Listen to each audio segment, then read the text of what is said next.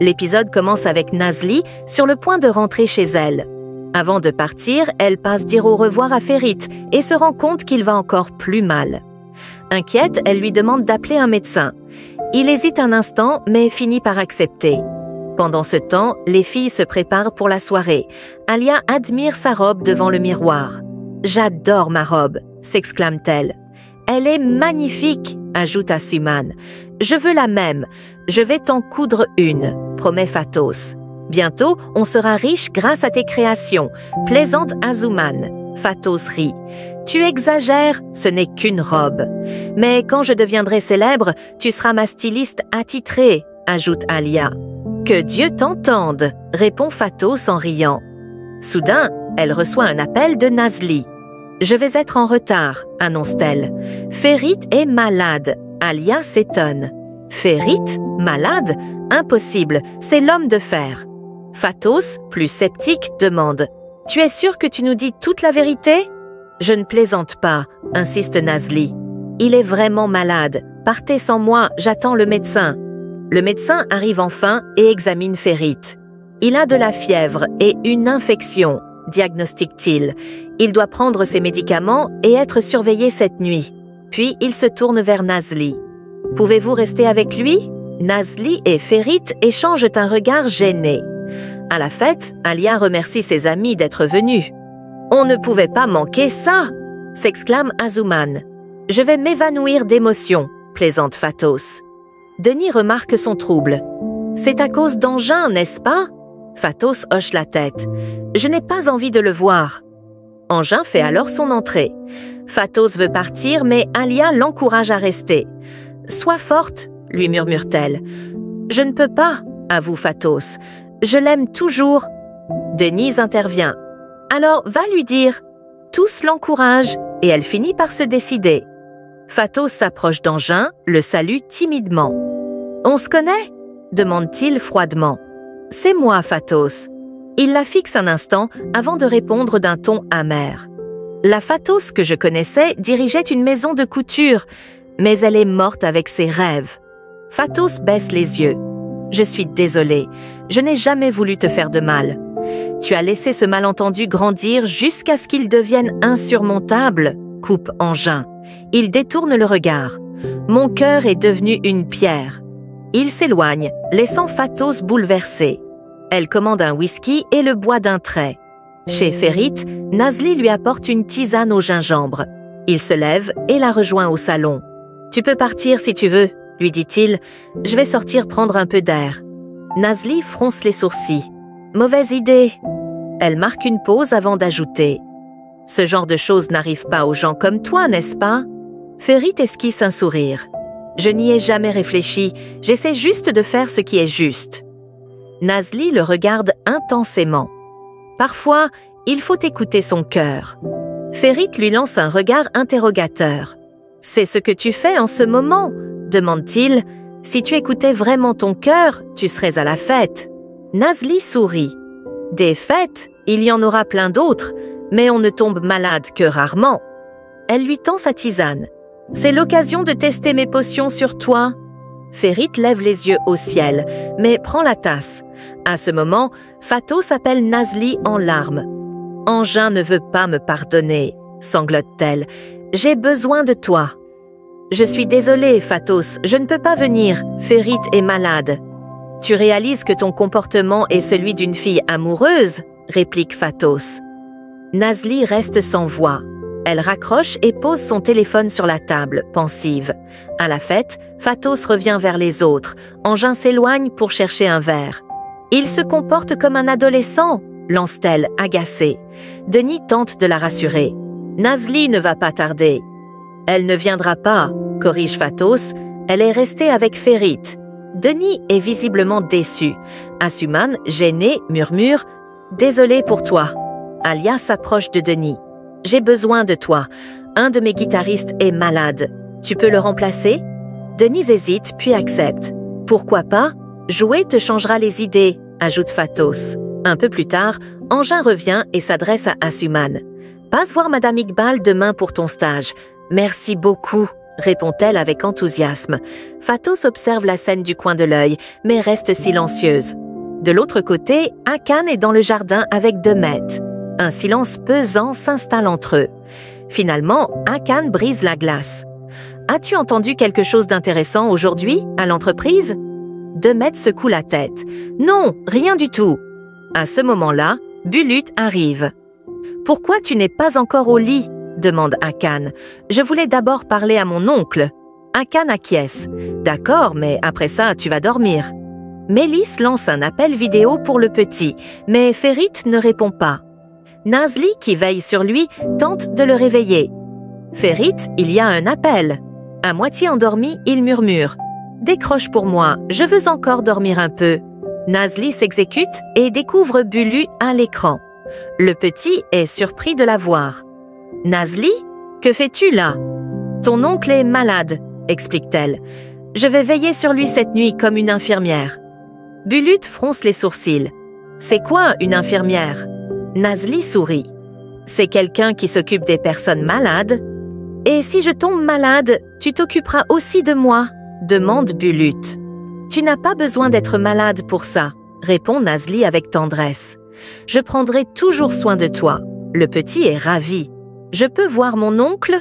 Nazli s'approche de Ferit et Bulut lui demande « Nazli prend bien soin de toi ?» Ferit, à demi éveillé, répond d'une voix fatiguée « Oui, très bien. » Nazli, veille bien sur lui, d'accord ? Insiste Bulut. « Promis. » Le petit raccroche, satisfait. Nazli regarde Ferit un peu gênée. « Je vais dans la cuisine, » dit-elle avant de s'éclipser. Dans le jardin, Hakan se tourne vers Bulut. « Un contrat est un contrat. » Bulut hoche la tête et file se coucher. Une fois parti, Demet fulmine intérieurement, mais Hakan, amusé, plaisante. « On pourrait utiliser ça contre Ferit au tribunal. » Il rit tout seul avant d'ajouter « J'imagine déjà les gros titres. Ferit Aslan trouve le bonheur en cuisine. » Puis il se lève et fait un geste théâtral. « Je vais l'attraper par les pieds, le tourner en l'air et le balancer. » Il éclate de rire et s'en va. Pendant ce temps, à la fête, Alia chante sur scène, accompagnée par Denis à la guitare. Fatos, assise à une table, observe discrètement Engin, tandis que Tariq, lui, ne quitte pas Fatos des yeux. De son côté, Demet, seul dans le jardin, boit un verre, plongé dans ses pensées. Chez Ferit, Nazli veille sur lui. Lorsqu'elle sort prendre l'air, il l'observe à travers la fenêtre, silencieux. Le lendemain matin, Nazli entre dans la chambre de Ferit pour le réveiller. « Le petit déjeuner est servi !» Aucune réponse. Elle s'approche et commence à paniquer. Et s'il était mort ? Prise de panique, elle vérifie sa respiration, puis son pouls. À cet instant, Ferit ouvre soudainement les yeux. Nazli sursaute. « Tu m'as fait peur, j'ai failli avoir une crise cardiaque !» Ferit esquisse un sourire. « Tu aurais pu simplement m'appeler. » Je l'ai fait plusieurs fois, dans le couloir, dans la chambre, mais tu dormais comme une pierre. Ferit s'étire. J'irai bien au sauna. Nazli le regarde, perplexe. Il n'y a pas de sauna ici. Ferit sourit. Si, il y en a un. Nazli fronce les sourcils. Je ne suis pas au courant, mais c'est normal, je n'ai pas le droit de quitter la cuisine. Ferit se lève et la fixe. Tu peux l'utiliser si tu veux. Nazli secoue la tête. Je n'en ai pas besoin. Ils quittent la chambre ensemble. Pendant ce temps, chez les filles, Fatos repasse ses vêtements. « Tu ne peux pas faire ça dans ta chambre ?» grogne Asuman. « Tu augmentes la chaleur de la maison. »« Que fais-tu ici, toi ?» réplique Fatos. « Tu n'as pas un entretien à passer ?» Asuman sourit. « Engin est un homme bien. Je suis ravie de bientôt travailler avec lui. » Elle s'étire avant d'ajouter « Il sait qu'on s'est couché tard, alors il a programmé mon entretien en fin de journée. » Puis elle regarde Fatos avec un air compatissant. « Je suis désolée pour toi. Perdre l'amour de ta vie, ce n'est pas facile. » Fatos soupire. « Je n'ai pas une sœur qui s'appelle Nazli et qui peut bosser pour moi. Je dois tout faire toute seule. » Asuman lève un sourcil. « D'ailleurs, où était-elle cette nuit ?» Fatos détourne le regard. « Ne sois pas curieuse. » Asuman sourit malicieusement. « J'ai compris. Elle n'est même pas rentrée cette nuit. » Fatos la fusille du regard. « Va-t'en et donne-moi ta chemise, je vais la repasser. » Asuman rit et s'en va. De son côté, Alia passe voir Denis. « C'était génial hier soir. On recommence ?» Denise baisse les yeux. « Je ne peux pas. » Alia s'assoit en face de lui. « Je sais que la salle était petite, que le son n'était pas parfait, mais… » « Ce n'est pas ça, » coupe Denis. « C'est à cause de nous deux. » Alia se fige, troublée. Pendant ce temps, dans le jardin, Nazli et Ferit prennent le petit déjeuner ensemble. « Il fait froid, » remarque Nazli. « On devrait rentrer. » Ferit, apaisé, sourit. « Je me sens bien, grâce à tes soins, merci. » Nazli, légèrement gênée, baisse les yeux. « Le repas est délicieux, » poursuit Ferit. « Tu as mis quoi dedans ? » « Un peu de yaourt, » répond-elle. Ferit arque un sourcil. « Tu me dévoiles enfin tes secrets de cuisine ?» Nazli rit. « Seulement à mes proches, et puis tu ne pourras rien en faire. » Ferit la regarde, amusé. Il semble apprécier ce moment simple, mais précieux. De son côté, Demet décide de révéler la vérité à Ferit sur le fait qu'Asuman est à l'origine de la lettre qui lui a fait perdre la garde de Bulut. Elle prépare un message anonyme accompagné de photos et murmure, satisfaite. « On verra s'il restera toujours aussi proche de Nazli après ça. » Pendant ce temps, Alia s'entretient avec Denise. « Tu sais à quel point je m'attache aux gens et aux lieux, » dit-elle avec émotion. « J'aimerais que tu viennes nous aider ce soir aux répétitions en tant que musicien. Ton avis compte beaucoup pour moi. » Denise hésite un instant, puis finit par accepter. De son côté, Fatos arrive au plaza et demande son étage. En entrant dans l'ascenseur, elle voit Engin qui la rejoint. « Qu'est-ce que tu fais ici ?» demande-t-elle en fronçant les sourcils. « Tu me suis ?»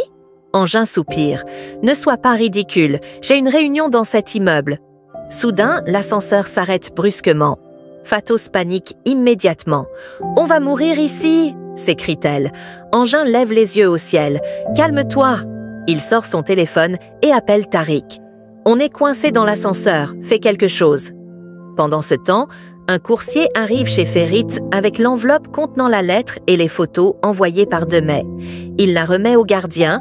Dans l'ascenseur, Fatos continue de paniquer. « C'est ta faute si on est coincé ici !» accuse-t-elle. Engin la regarde, incrédule. « Ma faute ? Oui, tu es entré avec une mauvaise énergie, ça a tout déréglé !»